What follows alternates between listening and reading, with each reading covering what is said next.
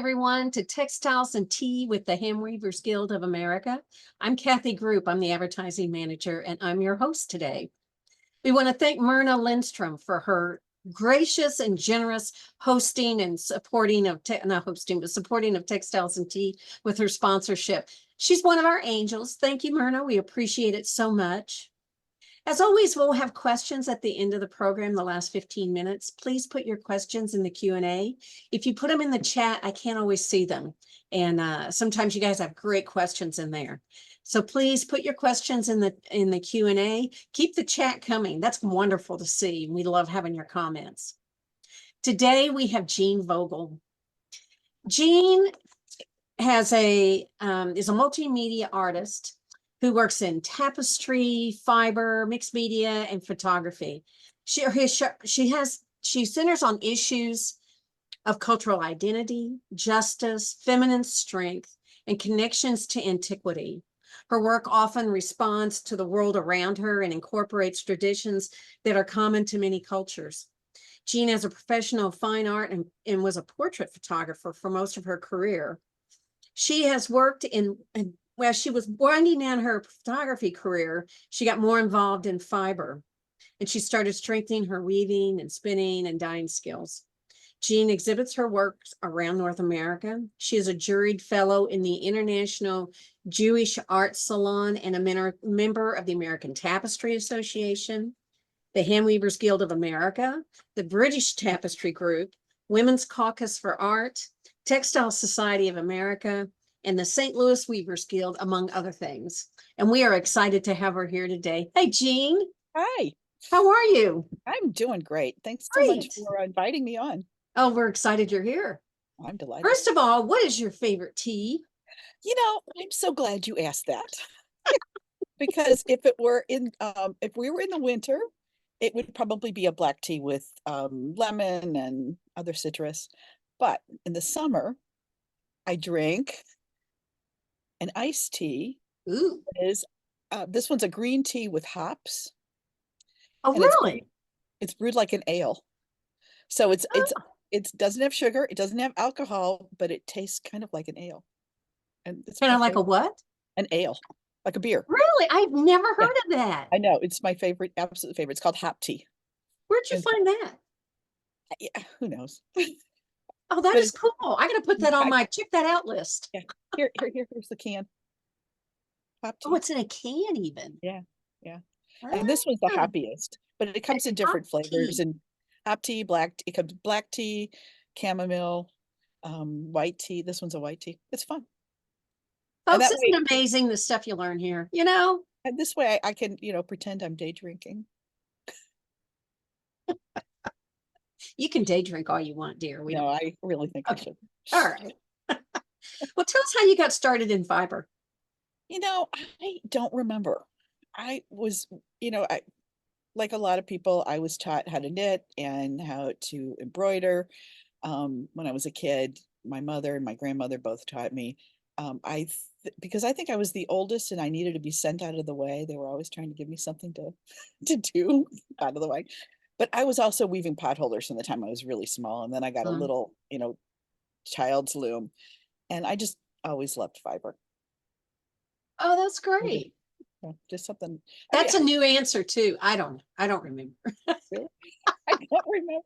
It's just always been in my life. Yeah, it's always been part of your life, right? Yeah.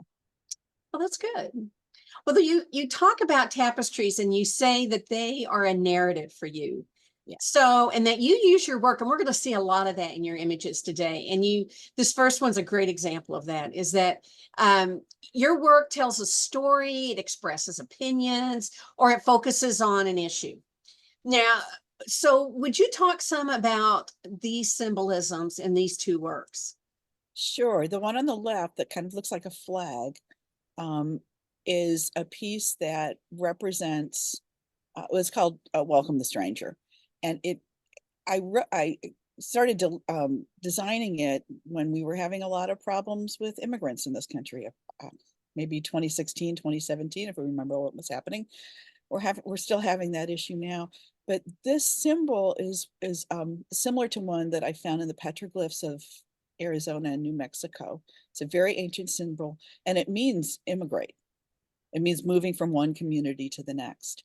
And I just loved how the symbol flowed.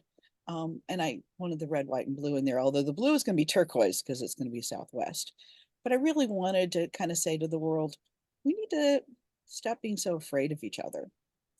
The one on the right, that was part of my COVID series. So from March 2020 to March 2024, I wove 24 different tapestries. Oh my And gosh. and I thought I was only going to weave one. I thought I was going to weave one, and I was just going to kind of get it out of my system. I'm scared and I'm worried, and we're just going to get out of our system. Ideas kept coming one after another. Now this one, it's called Blood on Our Hands, and it was created pretty much when a lot of people were dying. And it just felt like we didn't have the public policies we need to care for each other. And I'm not trying to make a partisan statement. It's a human statement. We're not caring for each other very well. We certainly weren't doing it then. And with so many deaths in our country and in the world, I just really felt like we had some blood on our hands. And there's a spiral there there's a spiral in a lot of my work, but the spiral is we were feeling out of control. Mm-hmm. Well, then my next question for you is, why do that? I mean, you could make pictures of flowers, you could make, just abstracts, but you have really chosen, a lot of your works are statements. They mean something. Why is that? Well, a lot of my work is conceptual. So Mhm. I spent a lot of my career as a photographer. I mean, I always wanted to be an artist, but I was in a family that said, that's great, you be an artist, and then you have to go do something real to make a living. So so when I was so I did a lot of photography, and I became a professional photographer because at a certain point in your life you just go, well, I'm going to do this one way or another. I'm going to be an artist one way or another. So photography is very it's very realistic. So when I made the transition to fiber, I really wanted things that were more conceptual. Mm. Because if I wanted to show something real, I would take a photograph of it. But Oh, okay. this is a different way of expressing. And all the symbols and all of the conceptual work, it does try to make, I am trying to say something. I have been told I'm kind of opinionated, so it's going to come out one way or another. But that's, the work just, it's just the way the work comes out. It's kind of like saying, what does a banana taste like? It's like, how do you get your ideas? It's just when you have something to say. And I believe art is communication, completely and totally. Every kind of art, a painting of a flower, I mean, whatever it is, if you're communicating beauty or you can communicating an idea, art's communication, basically. Well, here's another one. These two works are also perfect. I mean, um, very symbolic. Again, I want you to talk about them, but I'm also curious, do you use personal symbols? Do you use cultural symbols? If you do both, how do you choose one or the other? Yeah, I do both. I'm very attracted to the symbolism of the Southwest, but a lot of ancient symbols speak to me. When I was a child, we took a couple of trips to the Southwest, and I was just fascinated by Mhm. the Dene weavings, the Navajo weavings. They just spoke to me so much, and I wanted to. I didn't know how. I mean, I felt like I couldn't do that, but those symbols always stayed with me. Mhm. So the one on the left it's called War and Peace, and it really has a lot of the symbols that are found in some of the very ancient um, petroglyphs of the Southwest. And there's a lot going on in that one. There's land, and there's the four winds and the four directions, and I never want to take somebody else's symbols, but I want to interpret my idea of what that symbol means. So, and I try to use the colors the best way I can. The one on the right is called Fourth Wave, and that's also part of the COVID series. And it just, you know, part of COVID was trying to figure out who we were and what we were trying to do. Life changed so quickly immediately. And it felt like there was just wave after wave after wave. We'd start to feel better and we'd go out, and then there'd be another wave of COVID, and then we'd have to stay in, or there'd be, more people dying. And it was particularly frightening for our family. We have an adult son with disabilities, and we knew that if he got sick, it could mean his life. So it was very personal to Yeah. all of us. And fortunately, we have never gotten COVID. I shouldn't say that. And I'm not bragging. I'm just saying we have been able to stay away from it. I'm really grateful for that. But a lot of people haven't. And it had an impact on us no matter Mhm. who we were, what our situations were. Well, if I can talk about the work a little bit, let me compliment you on your circles and your curves. Thank you. I know enough about tapestry to know how difficult that is. So both of That these, it's your technical is very impressive. So thank you for sharing that with us. well, thank you. I'm not so happy with some of those circles, but Says every artist, but that's the okay. circle on the left is a little bit better than the circles in the red field. Some of those is like, what were you thinking? What were you doing? But they're much smaller circles. I mean, the smaller circles are a little tougher. Well, that's a good point. How big are these? Because I know somebody's going to ask. Sure. That piece, oh gosh, it's probably 18 by 24. Which one? The red one? The red one. Warren piece is probably 12 by 18, something like that. So they're not real big. No, I don't work huge. Tiny little circles, which is even harder. I've tried doing a couple of really large pieces, and I've done some that are 20 by 20. That's as large as I've done. I'm really too impatient to sit there for 10 months or so. I mean, there are a couple that have taken me a long time just because they're intricate, but I am so impressed by, people like, I don't know, Tommy Scanlon and Elizabeth Buckley, who just create these either very long or huge pieces. It's like, oh my God, you women are just amazing. Rebecca Mezoff too. The first time I saw one of Rebecca Mezoff's tapestries that were, it was like 2 feet by 3 feet. It's like, oh my God, woman, I can't even imagine doing this. I can relate to that. I don't know how long I could work on something before Yeah. it'd be like, I'm done. I gotta go on. And we always get impatient at the last inch at the top anyway. So Let's look at this next set. These works, these three are very similar, but they're very different. And this is an interesting series. So would you talk some about them? And then talk a little bit about how you went from one to the other, keeping that consistency of what they have in common, but at the same time, giving it a different look. Sure. First of all, I want to say I am so disappointed in my photography for a photographer. This is really bad. Some of that color is just awful. My gosh. And that I think all of those are the same backgrounds too. So don't ever ask me to do a photography session on So you would have never work. known if we hadn't put them next to each other. So that's on That's us. probably true. Sorry. So this was a series of wedge weaves, and I think these were some of the first wedge weaves I did. The blue is called water. It was a series on elements. Blue is water, green is land, and red is fire. There's a spiral in each one of them that kind of represents life. That spiral is a very ancient symbol, and it's cross geography and cross time. It kind of means the same thing no matter where you are in the world or where you are in time, which I think is incredibly fascinating. So it represents life and ongoing living. So those are the three pieces that I was kind of focusing on. I wanted to learn wedge weave. So these were, like I said, these were some of my first wedge weaves. They're not brilliant, but they're okay. I have one of them sold, or I have two of them, one of them sold, but I'm still playing with this idea of elements. But anybody who knows wedge weave can see that I didn't know what I was doing because my slits were going the wrong direction on part of them. So when you have that center section, when you have a center piece that's, I'm using my hand like you can see me, you can't.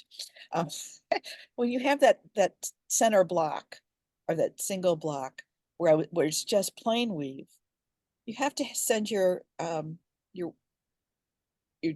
wedges in the opposite direction. So they'll either go into themselves or go away from themselves. I did learn that eventually. But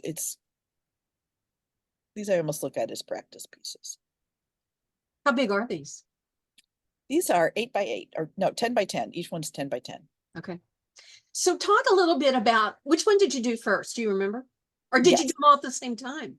No, I did them sequentially because I Okay. had them all on the same loom, so it would have been a little harder.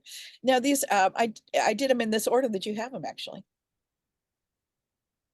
and from left to right. I did water So first. I when seem to you went to always the start with water. second one, did you look back at the first one and say, okay, I want to keep that. I want to get rid of this. I want it similar. I don't want it similar. Or did you just kind of do it on the loom, whatever it said to do?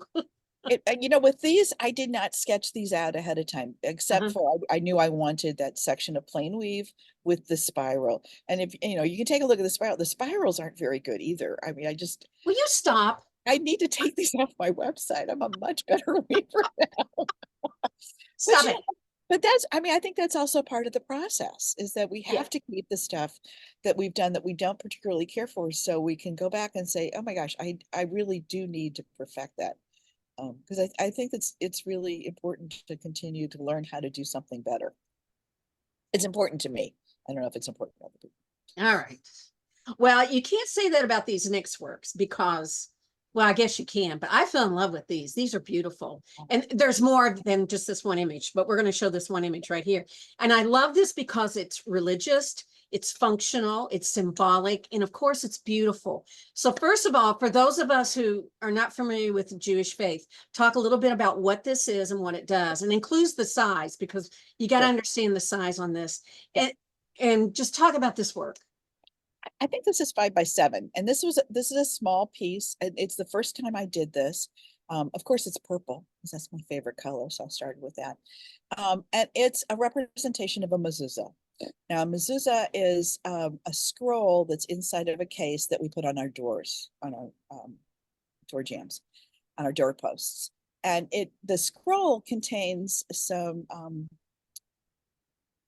ideas from Deuteronomy that just kind of remind us of who we are and what our obligations are in the world. And in Judaism, our main obligation is to repair the world, tikkun olam.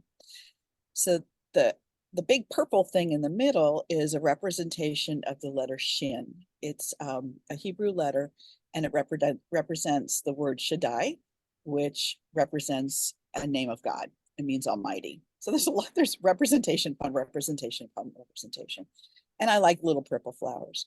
So I put this together. I mean, this isn't something that would absolutely go on a doorpost of a house, but you know, it could go inside. And every time I've woven one of these, they feel very special to me, and they go out into the world almost immediately.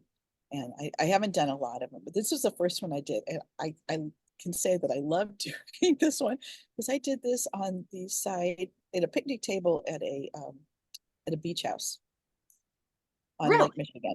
Yes, on Lake Michigan, and I just sat there and did it, and I just so it's also imbued with, you know, the natural world.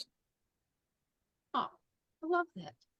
That's one thing, nice thing I love about making is that it holds the memory, doesn't it? Oh, absolutely. Isn't it wonderful Yeah, that it and does that? I think that's, I mean, that's part of what I've always wanted to do in my work, whether it was the photography that I sold at art fairs for more than 20 years, or the weaving that I do now that's mostly in exhibits and galleries, or my house. It's all over my house. Um, is that it's the symbols really evoke a memory, or they need to do something. They need to communicate with whoever is looking at. Because if I just have this here and it's for myself, I think I like it, but it's not. There's no relationship.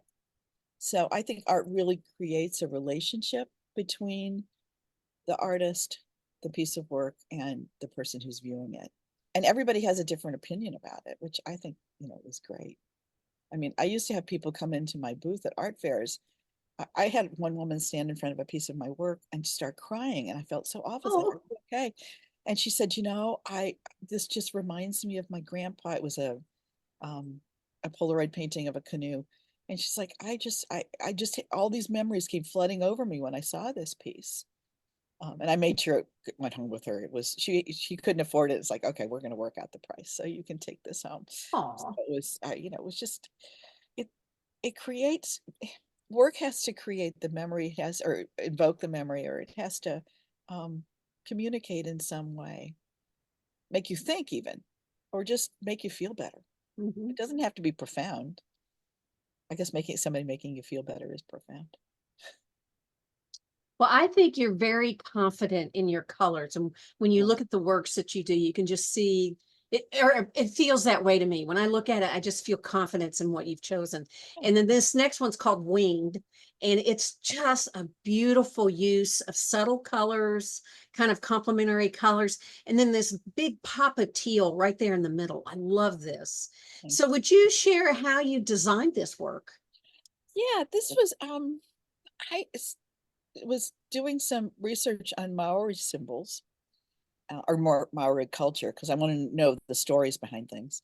And they had something that was kind of like this. It didn't have wings, but it was kind of just a circle that wasn't closed at the top, and it represented a bird. And I Hmm. thought, well, what if we put wings on the bird? So this is a 3D piece. Um, and it's woven, the first wing, I mean, it was woven on its side so that the wings were going up and down when I was weaving it vertically. And there's one wing that I wove and then pulled it aside. So it's not, I made sure that there was a slit between the white piece, and I'm pointing this picture like you can see what I'm pointing at. This is so ridiculous. I know I have to use my words. So, I mean, you can see there's a shadow underneath the wings, and so it is 3D. So I made sure there was a slit so I could separate the wing and pull it back. And then I had to put a separate uh, supplemental warp on so I could do the second one. And then I have a little bit of wire in the sides so that I could bend it the way I want it bent. But the color, I don't know. These were just I live in the Midwest and a lot of our birds are kind of dull colored. So I think that's kind of part of where that came from. But that's a palette I like. And I honestly, do I have it with me? Oh yeah, here we everywhere I go, I've got a color wheel. I've got color wheels everywhere because I mean, you know what the color is supposed to be, and you know what you think you want it to be, Mhm. but sometimes you just need that idea you need a visual aid to kind of move it along. But this was a fun one to do. I really like doing this, and I want to do more with supplemental warps. Honestly, it's a simple design that just boggled my mind for the longest time. I just couldn't quite figure out how to do it. Um, and then once I did it, it made sense. But I like working with um, the manipulating the warp in different ways. And I this could see was this as a workshop. I mean, you would have to walk me through this because I don't think I could figure it out on my own. So, all right, all the guilds that want workshops, here you yeah, go. there Supplemental you go. works. Sure. There you go. You also use color a lot in part of your symbolism. And I'm always curious when you're designing or you're in the midst of weaving, do you have to struggle with the decision of, do I use a color because it's the right symbol, the right color for a symbol I want?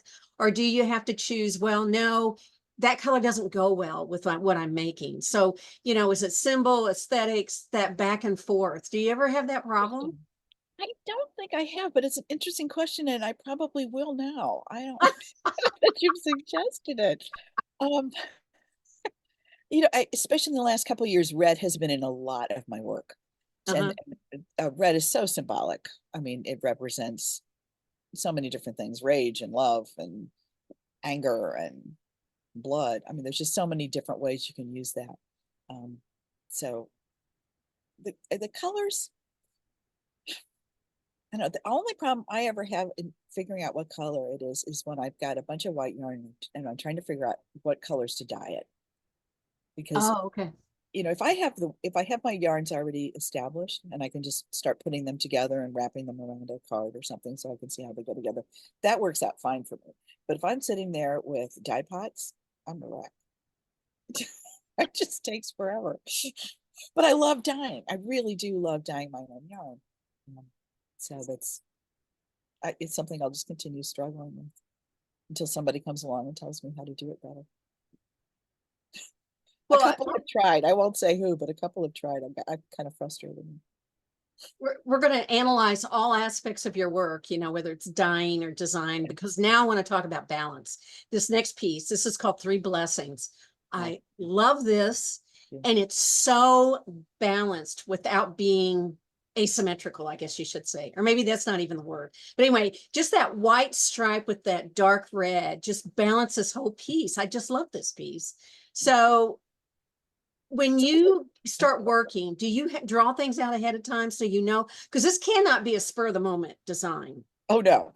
So not as, in fact, I've woven this twice. The first time I wove it, I liked it a lot. But it wasn't quite right. And before I could even show it anywhere, it sold. I was really surprised. It just sold. It's like, okay, you can have it. But then I thought, you know what? I just didn't do it right. It was the basic design, but I did have to draw it out differently. And this one, I drew it. I knew what I wanted to do with it. Mhm. This is such a simple design. I didn't have to use a cartoon except for the hamsa, for the hand. So if I can talk about this piece just a little bit, because I love this piece too. Please. Thank you. It's called Three Blessings and a Warning. And it's a part of the COVID piece. And in Judaism, a hamsa is a hand. The hand is such one of those universal symbols. But in Judaism, you will see a lot of people with a hamsa necklace or something on a banner or something. But if the fingers are pointing down, it indicates that the blessings are flowing towards you. Oh, really? If the hamsa or the hand is facing up, it's a stop sign. It's a warning. It's like, you stay away from this person. And I mean, some of these ideas are just so ancient. I mean, they're thousands of years old. But I just love, and of course, it's got a spiral in it, which represents life. So when this idea came to me, it just felt so important to get those hands in there and to get the ideas of, we're at a stage in this disease where we're starting to understand the blessings that might come to us. We understand that there's an end coming to it, but you got to think about where we've been, and we have got to stop and protect people.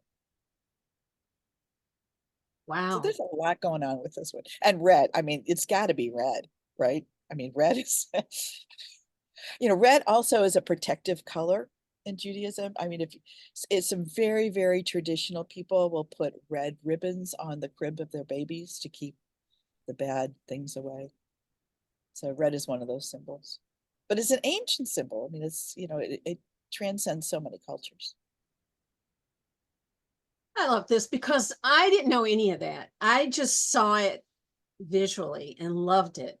And now there's this whole new layer to it that makes it even more lovable. So, I think that's one of our challenges as artists, because we're trying to convey ideas, but you can't convey all of it.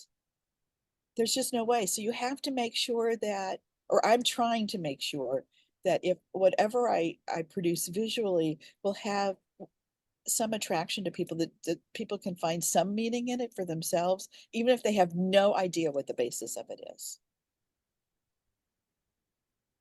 that's amazing. A powerful, powerful piece. Thank you for sharing that with us. Thank you. Thank you for liking it. I love it. Oh, how can you not? Well, the next one Oh, up I is think a called, lot of people cannot like my work. we won't talk about them. I do not assume that anybody likes it. Well, this next one's called Sacred Vessel. And it includes another split, but this one is really obvious because you've twisted it also. And it's very three-dimensional. And one thing I loved about this, and maybe I'm overthinking it, but the lines are very simple. The piece is very simple, but then it's got that very enticing twist in the middle of it. I just loved how you did that. So when you're working on works, how do you decide a split will work here or it's a distraction? That's a good question. I don't know. I mean, they're not all successful. I mean, I'm not showing the stuff that hasn't worked. But this was another Maori symbol called a blessing bowl. Hmm. And as the spiral started to go around, I thought, you know what, let's keep extending it and spiral it up. So take the spiral from the image and continue the spiral in the vertical part so that it can continue into the ether or the universe. And I have done some spirals in the past and or twists like that with a manipulated warp, and they just don't work. They've just been disappointing. But then you have to either toss the work, which I generally don't, or take the work apart, which sometimes I do, or just release those warp threads so that you can do something else with them. But it's tricky. I mean, trying to make sure you have really straight selvages is tricky enough. When you're doing it inside the middle of the work, it's I find that challenging. I shouldn't, but I do. I think it's pretty challenging. And I love how the colors are very subtle. They kind of blend in and out. There's the use of that blue with the browns again. But it just makes your eye travel. Yes, I like things on a white field a lot. I don't know why. I never used to like things on a white field, but I've been doing more and more of that. Maybe because I don't have to choose a color and I don't have to dye the yarn. No, Jeane. Yeah, I just realized it's a beautiful choice. Don't be saying that. It might just be a lazy choice. We don't know. Not everything that artists do is profound. Yeah. We just pretend that it is. You did a series on COVID. You've talked some about some of the other pieces we've looked at already that were from COVID, but this next work was also, it's very powerful. And you've talked about the meaning of this work and how it was created in your COVID experience. I love this piece. Thanks. Yeah, this is called Missing. And this was, I think this was the piece that I did. I'd have to go back and look at my notes, but I think this was the piece that was right after we hit a mark of 900,000 US deaths. I think that's right. Of course, we exceeded that quite a bit, but I kept thinking of all the people that we lost, and the people we lost for absolutely no reason. I mean, there was just no reason why some of those people had to die. And in pandemics, I mean, people are dying every day. I totally understand that. But some of these are just this didn't need to happen, and it just hurt me. And there were some people I knew who died. We all probably have stories of people who died. And when I started designing this, originally, you'll see the warps. I used a cotton rug warp that were going to match the colors of the people, because I was going to have the warp threads go through their faces. And like they were in prison. And as soon as it happened, I just like, nope, this is not working. I don't like this at all. So I cut them out. There's no weaving in the faces. They're completely empty. There's just no face Wow. there. So the warps were threaded back into the piece. But and I didn't want, I wanted something conceptual that looked like people, but not like people, and I love, color, a rainbow color. I was trying to also make sure it had something that was very powerful visually. And so I did sketch this one out, but I didn't use a cartoon for it. I sketched it out ahead of time and then just wove kind of organically. Well, I love your flexibility.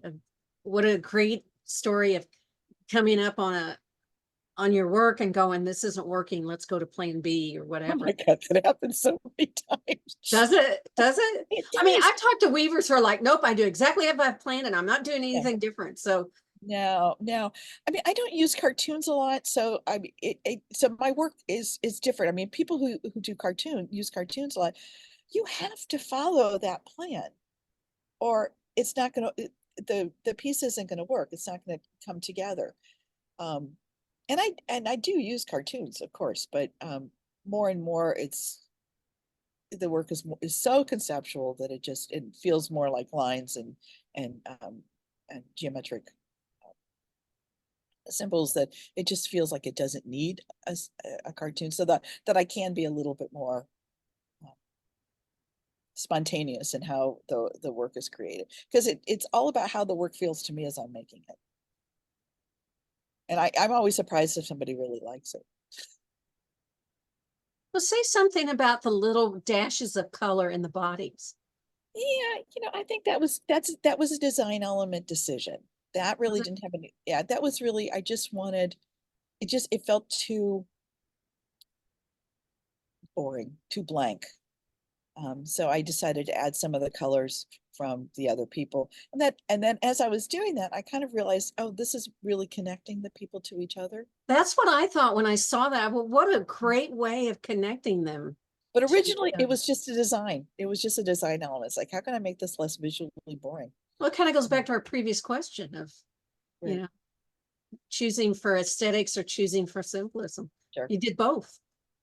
It sometimes ends up happening that way. You go, oh, you know what this could mean? Okay. No, I mean, as I was doing it, I really understood that I was starting to connect them to each other. Well, I In love fact, it with I the, took some of them out because oh, did you? yeah, when the first time I decided to do it, and I did it as I was weaving. I didn't do it afterwards. So in the first part, I was mixing up the colors quite a bit. Mhm. The green person would have purple and blue, and like, no, that just wasn't working. We needed to visually, we need to make it just one color. So I do a lot of unweaving. Do you? Yes, I do. Well, you have more patience than I do. No, I just, if it looks wrong, I'm not going to keep, we put a lot of work into our weaving, a lot of work. Yeah. And it's not like we're ripping out a seam and just resewing it. It has to be right. It has to be right for me. And then Well, you of were, course, and then I want the craft to be good. So that's, still something I think we work on every day and make sure that craft is better. we're going to shift gears here because Uh-oh. when we were talking about your bio, we mentioned that you're a photographer, and you're a very good photographer, are a very good photographer. I don't want to make it sound like you're not doing it anymore, but I loved it that you combine fiber and photography. Here's two images, and these are, the one on the right is sashiko, and you said the one on the left could kind of sort of be called that. Yeah, I So think would you first explain to people what this is, how photography plays a part in this? And you probably need to explain what sashiko is. sure. Anyway, just tell us about these. Just to back up a little bit, people ask me Okay. why I left photography, and I kind of feel like photography left me. It Oh, was, it to my way of thinking, photography has gotten very gimmicky over the last 20 years, especially in the art fair market. I mean, there's some wonderful, amazing photographers out there who are doing tremendous work. And then we've got a lot of people who are just, kind of, I don't want to criticize anybody's work, of course, but it's gotten very mass produced in some mm. places. And that wasn't working for me. I'm a trained darkroom photographer. I want hands-on. So the work that I did in art fairs was emulsion lifts, and I mean it was all very technical. It wasn't just printing it out on a printer. So, but I decided I was going to stop doing that and really working more on the fiber work. But I don't want to leave photography altogether. I mean, first of all, I've got like 100 cameras. I got to do something with these things. I don't have as many looms, though. I have to say that. I only have about You 3 have dozen. time yet, you know. That's right. I've been collecting cameras since I was a kid. So what I started doing with this is printing on fiber. Now I use pigment prints, so that I'm using a professional pigment printer.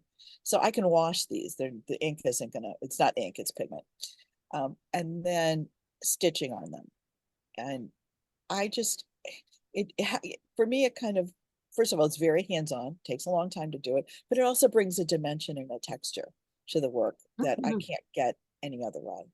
Now the sashiko, the one on the right, sashiko is a Japanese stitch tradition. It dates to the Edo period, I think the 1700s, 1600s.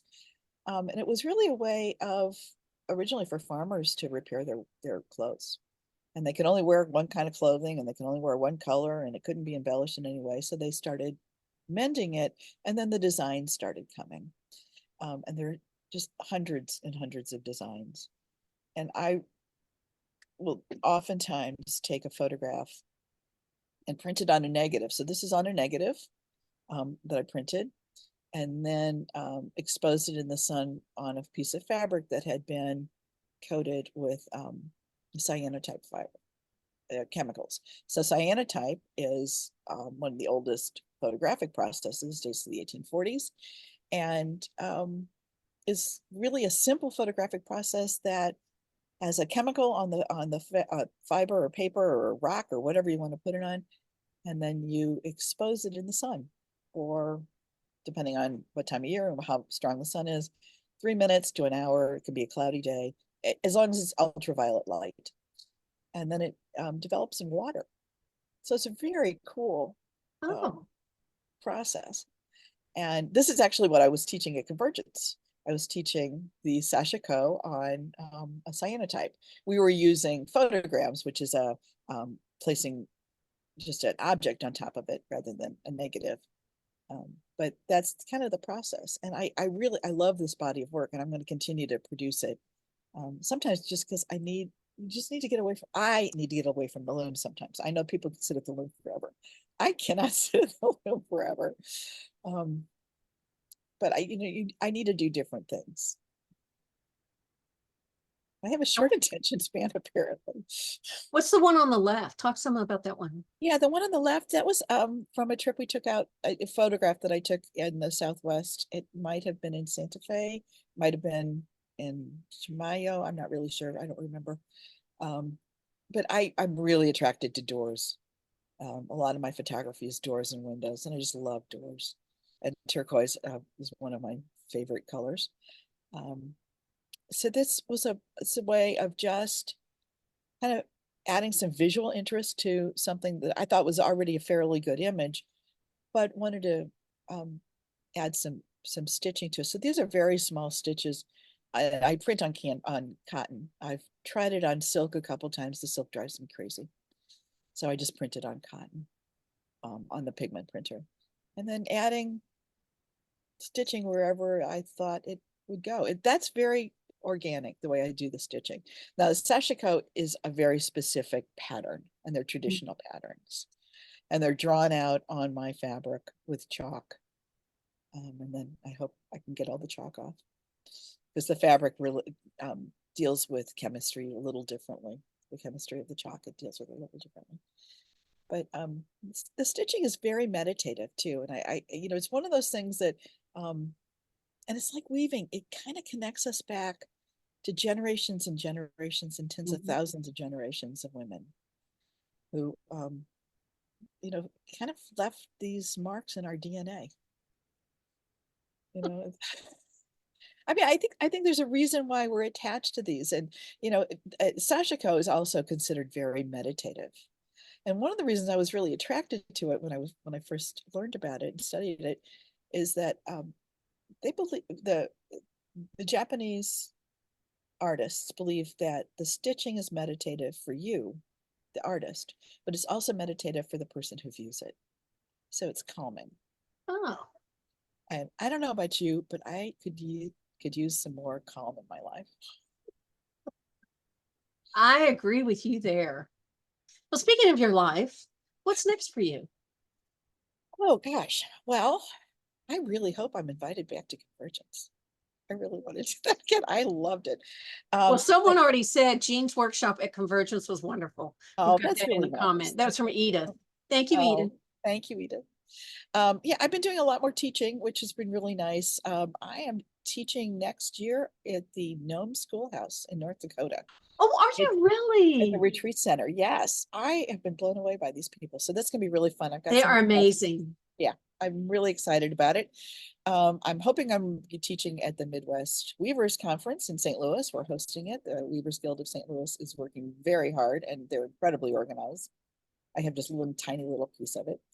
But they're really great, and they haven't told us who's teaching, so I'm hoping to do that. I'm going to do a lot more dyeing. I think in the next couple years, natural dyeing. Except for indigo, I haven't done a whole lot of natural dyeing, but I'm planting a natural dye garden. Are you really? Yes, my youngest child is a horticulturist, and I finally said, okay, you need to come over and help me figure this out. So that's what they're going to do. So, I, one of the things that I discovered that I hadn't never had happened to me before, because I had never worked on a series for 4 years. And so when I finished the COVID series, I kind of felt like, oh my gosh, what am I going to do next? I'm not sure what's happening next. So, I've been doing a couple of experimental tapestries and so, and I just got this followed me home from Convergence, this heiress followed me home. So I've been working on some can texture I keep pieces.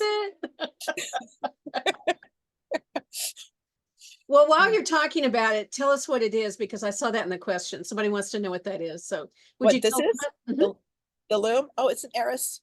It's that heiress loom by Shack. Oh my.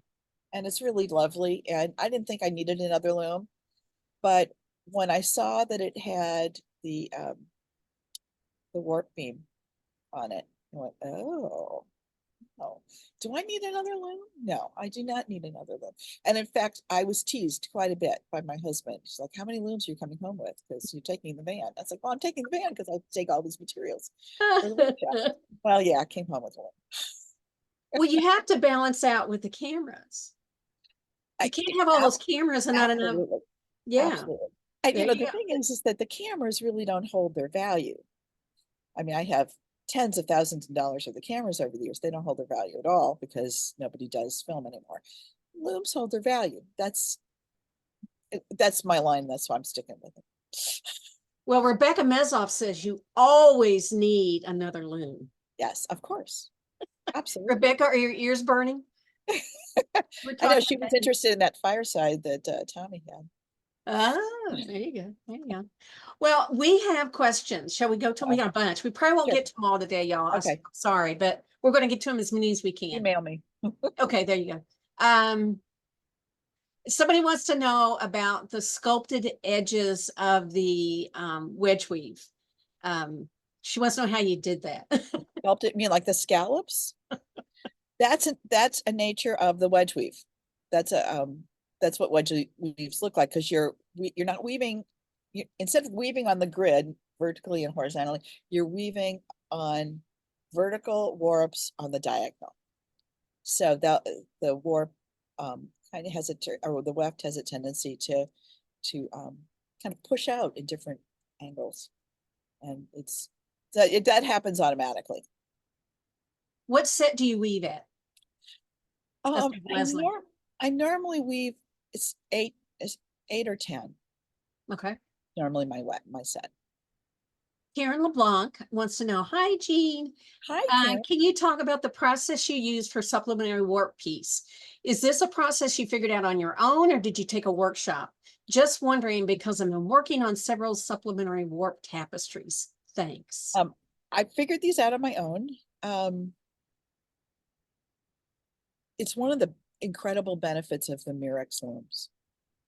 And the Mirex looms with the Shasta combs, it acts as a frame loom, but it's tensionable. But it's also easy to remove. Because it's tensionable, you can release the tension a little bit, pull some of the warps off, move them around, to put them in different places, or rewarp the loom in different ways. So it's a much easier way of doing it than when we used to do it on like a floor loom. I mean, some of those processes were just really difficult before Mirex came out with those Shasta looms. But with the supplemental looms, you're just rewarping it again and then hiding the warps you don't want. I know that sounds really simple. It can be kind of complicated. That probably didn't answer. I think it's a great workshop for Convergence. Yeah, okay. I'll put it on the list. I mean, you can do it with any loom. If you're wanting to, you can put a supplemental warp on everything. But if you're wanting to manipulate that warp in different ways, it's really helpful to have that Mirex Shasta comb. Okay. They don't pay me, although if she wants to send me a loom, it's fine.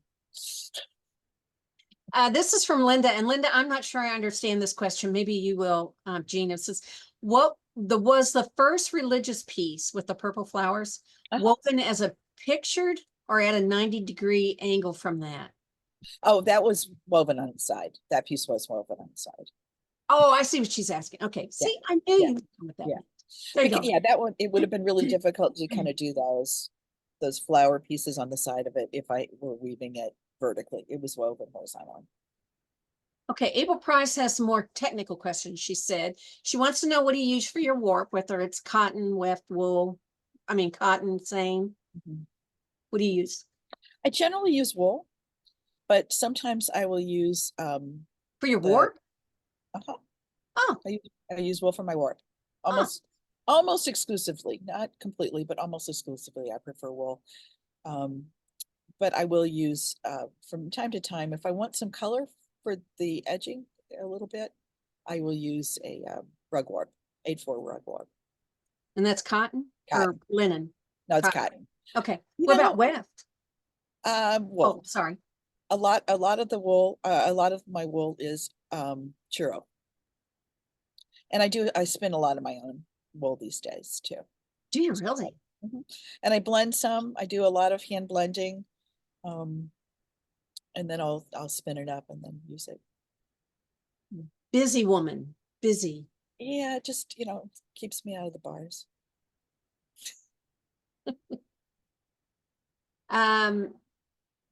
Joan wants to know, are the color dots embroidered on top of the tapestry? I'm imagining she is talking about the last piece because I saw that at the top too. I thought, oh, she must have embroidered that on there, but that was the warp, right? That was the warp, and it's braided. I do a lot of braided edgings. I like doing four selvage. And if I'm not doing four selvage, I'll probably braid those edges, braid the selvage, the warp selvage. Miss Rebecca Mezoff wants to know which wool warp do you like? Hello, Rebecca. Jean? I'm sorry. Singles? She wants to know if you like singles or plied. What wool warp do you like, Jean? Singles or plied? Almost exclusively lately, I've been doing singles, and I've been spinning singles too. I have been doing less blending, although I did a wonderful color blending class with Rebecca years ago, and I learned so much from her. And I just don't do as much blending as other people do. Solid colors seem to work unless I'm hand blending it and then spinning it. So I've been getting some of my color combinations that way, which is a much easier way of getting the color blending, but it's less predictable. So a lot of my work has been very solid. So I've been doing the singles, but I still love, when I first started weaving, people said, oh, you can't use Harrisville Highland, it's for beginners. It's like, no, it's not for beginners. It's a wonderful yarn. But I still have quite a bit of that, and I still use it. Oh, Julia Blake has a lovely question. How much time do you dedicate to your weaving practice? Is it regular or sporadic? Do you curate your environment in any special way to get yourself into the zone? I have I have had my own business. I've worked alone and for such a long time. I've got a pretty solid work ethic, and I work every day. I work every single day. Now I'm not, there's so many things you have to do in the studio. There's bookkeeping you have to do, and there's design work you have to do. And, every once in a while you actually have to, run a vacuum on the floor. There's so much we have to do, but no, I work every day. And I have, up until this year, kept a record of everything I did every single day. And I have found that since I don't do that, I've gotten a little lazier. So I'm going to go back to that practice. Oh, that's a great idea. And I used to do it because I really wanted to know how long it took me to do something when I started it, what were my challenges with it. And I don't know, something happened this year and I just got really lazy and I didn't do it. I'd had that practice for 10 years and then I stopped, and it has made, I now understand why I did it. So sometimes you have to stop something to realize what benefit you got from it. Well, I can't believe it, but we have to stop. Oh. I know. Thank you so much for being on here Well, today. thank you. I loved this. This was I really just loved looking at your work. I could just look at it forever, and I want to see it in person, up close and personal. And if you want to see more of Jeane's work, here's her website. Go check it out. She has lots and lots of cool stuff. And then look for Jeane teaching, maybe Midwest, definitely Nome Schoolhouse. And I put that on there in the chat. Go check them out. It's a cool program they have up there. And what a wonderful place to be teaching. I hope you have a wonderful class. So thank you all so much for, Jeane, thank you so much for being on here today. I do want to thank our sponsor, Myrna, thank you so much for being our Textiles and Tea Angel and supporting us this way. If you would like to sponsor an episode of Textiles and Tea, or your business or your guild or a group of you, we've had a lot of people doing that lately, go on our website and you can choose a date that you want, or if you have a question, give me a call and I'll be glad to help you with that. We want to thank everybody who's also donated to HTA. Through your donations, we're able to do programs like Textiles and Tea, Careers in Textiles, Spinning and Weaving Week, which is coming up. All those things help us do programming, and we're always looking for new programming. What are we gonna do next? So thank you so much for donating and doing your membership. If you would like to donate or join, you can do that at wespendie.org. You can go online and do either one of those things or both, and we would appreciate it. We also want to remind you all that you can watch missed episodes. You can either do it on Facebook. Somebody emailed me the other day about that. Yes, you can go online and watch on Facebook, and you don't even have to be a member of Facebook. They try to get you to join, but you don't have to. Or you can watch it on YouTube. And if you do watch YouTube, be sure you subscribe, because if you do, you'll get a notice that says a new episode's been uploaded. So thank you all for doing that. I hope you all have a wonderful week. We have Deb Essen. Y'all know Deb. She's going to be on here next week. I can't wait to talk with her also. She's another wonderful color fiber person. So tune in next Tuesday for Deb Essen. We're excited to have her there. Thank you so much for being here today, and we'll see you next Tuesday. Happy tea.